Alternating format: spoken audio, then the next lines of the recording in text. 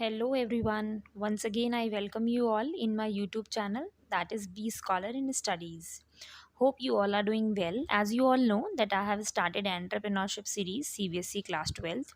So in the continuation of that series, today I am going to cover the another topic of chapter 2, that is joint stock company.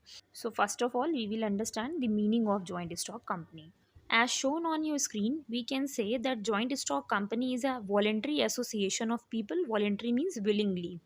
Association of two or more people who come together to form a company to contribute their resources in form of man, machine and material, and they agree to share the profit and loss during the operation of a company. Joint stock company दो तरीके की होती हैं, एक private और एक public. दोनों को सेटअप करने का जो प्रोसेस है वो डिफरेंट होता है and the minimum requirement of the persons वो भी डिफरेंट होती है. That we will understand later on in this series only. Now we will discuss the basic characteristics of joint stock company. The first one is voluntary association, which means there should be free will of each person whoever want to establish a joint stock company. For establishment of joint stock company, private company है अगर so there is a requirement of minimum 2 people, और अगर public company है so there is a requirement of minimum 7 person. The second characteristic is artificial person. जैसे कि हम लोग हैं, we are the living being, हमारी खुद की एक आइडेंटिफिकेशन होता है, we have our own name. उसी तरीके से जॉइंट स्टॉक कंपनी के फॉर्म हो जाने के बाद उसका प्रॉपर रजिस्ट्रेशन हो जाता है in the law. It has its own name, so it is treated as an artificial person. The next characteristic is separate legal entity. जैसा कि मैंने पहले भी बताया, कंपनी के फॉर्म हो जाने के बाद उसका खुद का एक नेम होता है, एक एड्रेस होता है एंड उसको एक सेपरेट लीगल आइडेंटिफिकेशन मिल जाता है which is totally separated from its members. Means जो ओनर्स हैं उनकी आइडेंटिफिकेशन अलग होती है एंड जो उन्होंने कंपनी फॉर्म करी है उसकी आइडेंटिफिकेशन अलग होती है in law.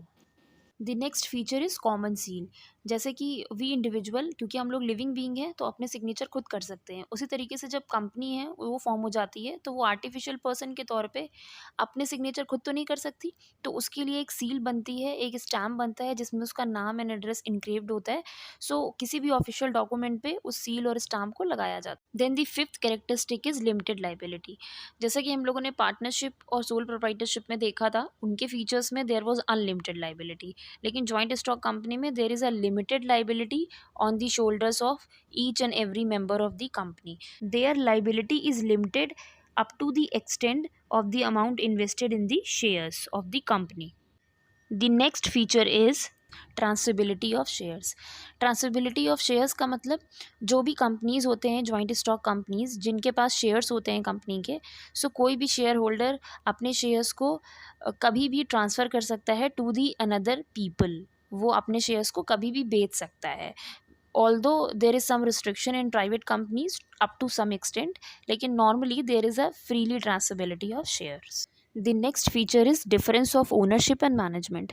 Joint stock company के फॉर्म हो जाने के बाद जो भी कंपनी के मेजर डिसीजंस होते हैं वो जनरली बोर्ड ऑफ कमेटी के द्वारा लिए जाते हैं एंड जो भी बोर्ड ऑफ कमेटी के मेंबर्स होते हैं they are elected by the shareholders. So joint stock company का कोई भी मेंबर अपने लेवल पे, इंडिविजुअल लेवल पे कोई भी डिसीजन नहीं लेता है. One committee is there who on the behalf of all the shareholders take the decision. The next characteristic is number of people, means how many people are required to form a public company and a private company. एक private company को establish करने के लिए there is a need of minimum 2 people, और for public company there is a need of minimum 7 persons. The next feature is limitation of action, which means कि joint stock company का जो scope of operation होता है वो basically control किया जाता है according to the guidelines of Companies Act. And कुछ इसेंशियल डॉक्यूमेंट्स होते हैं जैसे MOA and AOA, that is memorandum of association and article of association. इन दोनों को ड्राफ्ट करना इसेंशियल होता है by the law. Now the last characteristic is winding up, which means the closure of the company. जैसा कि मैंने बताया, जॉइंट स्टॉक कंपनी के फॉर्मेशन के लिए भी कंपनीज एक्ट की गाइडलाइंस को फॉलो करना पड़ता है एंड जो एसेंशियल डॉक्यूमेंट्स हैं उनको बना के रजिस्ट्रेशन कराना मैंडेटरी होता है. There is a process.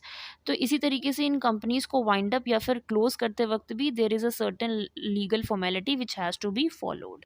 The next topic is suitability.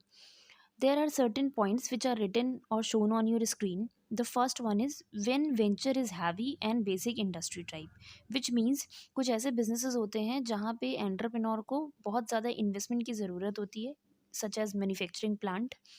अगर उसे कोई प्लांट इस्टेब्लिश करना है तो उसे बहुत ज़्यादा बल्क में फंड्स की ज़रूरत होगी. इंडिविजुअली ही can not arrange that much fund. So उस जगह पे joint stock company is a better option. In short we can say कि जब भी वेंचर बहुत हैवी हो, या फिर लार्ज स्केल ऑपरेशंस इन्वॉल्व हों, या फिर बिजनेस में हैवी रिस्क के चांसेस हों, या फिर बिजनेस में बहुत ज़्यादा फंड्स की ज़रूरत हो, तो उन सारी जगहों पे joint stock company is a best option for running a business. I hope that you have understood completely the topic joint stock company. So that's it for today from my side. If you like the video, so please like, share and subscribe. Thank you.